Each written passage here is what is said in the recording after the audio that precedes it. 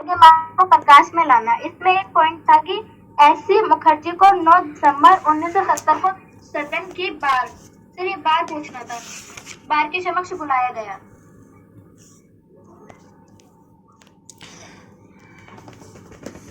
देखिए, इसको आपको बहुत डिटेल में समझने की जरूरत नहीं है। देखिए, सिंपल सी बात है। टॉपिक क्या है हमारा? भ्रष्टाचार के मामलों को प्रकाश में लाना। हमारा हाँ, हमारा जोर इस पर होना चाहिए कि विपक्ष की भूमिका क्या रही। तो विपक्ष की भूमिका रही है भ्रष्टाचार के मामलों को प्रकाश में लाना, highlighting the cases of corruption. तो इसमें बताया गया है कि कैसे कैसे विपक्ष ने भ्रष्टाचार के मामलों को प्रकाश में लाया है। तो देखिए, भ्रष्टाचार के मामले जब आते हैं और किसी सरकार के मंत्री पर भ्रष्टाचार के आरोप लगे, तो सरकार खुद उसे दबाने की कोशिश करती है। इस चीज को समझिए। तो ऐसे में विपक्ष की भूमिका आगे आती है। विपक्ष ऐसे मामलों को उछालता है। समझने की कोशिश कीजिए। तो उससे जनता को फायदा होता है। जब विपक्ष हाँ, सरकार तो ऐसे मामलों को दबाने की कोशिश करेगी क्योंकि सरकार के खुद के मंत्री पर आरोप है, सरकार के खुद के विधायक पर आरोप है। ऐसे में विपक्ष की भूमिका आपके सामने आती है।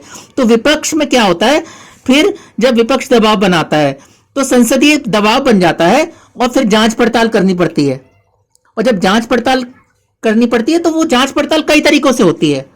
वो बार भी कर सकती है, वो कोई कमेटी भी कर सकती है, वो सीबीआई को भी दी जा सकती है, पुलिस को भी दी जा सकती है,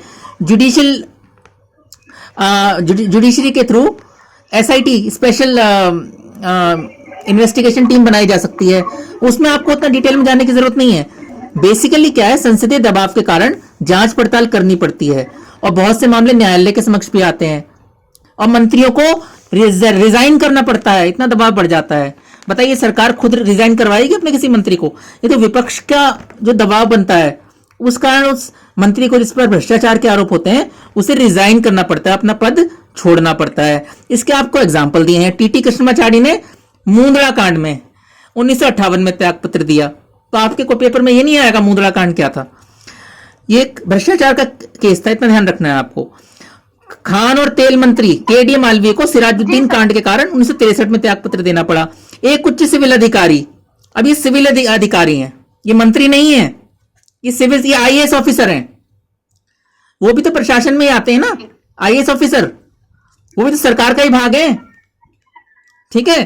तो अब उन पर अब उन पर क्या हुआ, उन पर उनको ऐसे तो हटा नहीं सकते। तो सदन की एक बार होती है, जैसे कि वकीलों की बार होती है, बार काउंसिल होती है। ठीक है, उसी तरह से हाउस की भी एक बार होती है। तो वो क्योंकि वो आईएएस ऑफिसर थे, उनकी पूरी इंक्वायरी करनी पड़ेगी।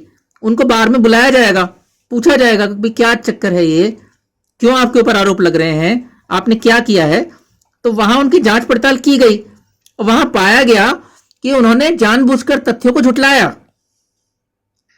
तो इसके लिए उनको डांट फटकार सहनी पड़ी।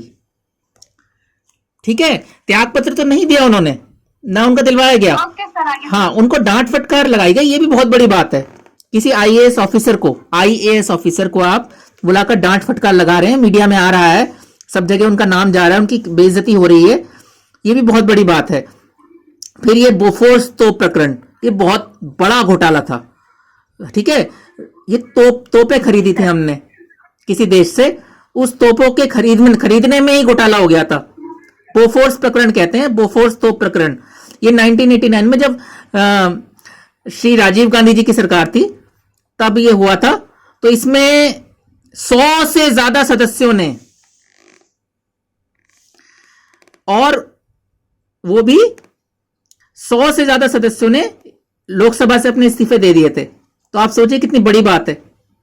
साफ साफ लिखा हुआ है इसमें, भारत के संसदीय इतिहास की यह एक अभूतपूर्व घटना थी, लिखा हुआ है। ठीक है जी सर। हाँ, तो यही मैं आपको समझाना चाह रहा हूं। इस तरह से आगे भी इसमें लिखा हुआ है कि हाल ही में न्यायपालिका और विपक्ष की सक्रियता के कारण भ्रष्टाचार, अत्याचार और अपराध के अनेक मामले लोगों के सामने आए। नरसिम्हा राव के शासनकाल में क्या हुआ, और झारखंड मुक्ति मोर्चा रिश्वत कांड, यूरिया घोटाला, दूरसंचार घोटाला। तो ये सब चीजें लिखा है कि विपक्ष की इसमें भूमिका क्या रही। भ्रष्टाचार के मामलों को प्रकाश में लाना, उनकी इंक्वायरी करवाना, मिनिस्टर्स के रेजिग्नेशन करवाना, पब्लिक में उन मामलों को उछालना ताकि पब्लिक को पता लगे कि क्या हो रहा है। ये विपक्ष की भूमिका इस पॉइंट में दी हुई है। क्लियर हुआ है नहीं? ठीक है।